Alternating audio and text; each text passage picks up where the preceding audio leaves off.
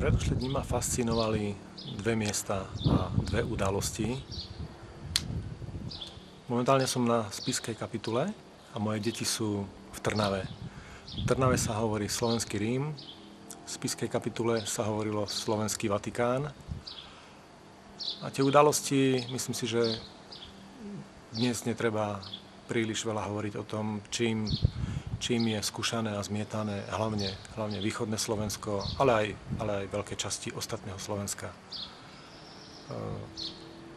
Chodil som v týchto dňoch po týchto lokalitách a tu slova nestačia. Na druhej strane, ako protipol tohto utrpenia, ťažkostí, skúšok, je niekoľko tisíc šťastných, vysmiatých mladých ľudí, ktorí v Trnave na Lumene naberajú energiu, naberajú inšpiráciu, vzťahy, priateľstva. A ja si prajem, aby aj tí moji traja mladí, ktorí tam zastupujú našu rodinu, ale aj tie ďalšie stovky a tisícky, ktoré sú tam, aby dali týmto miestam aj do budúcna novú tvár, novú silu a nové vzťahy.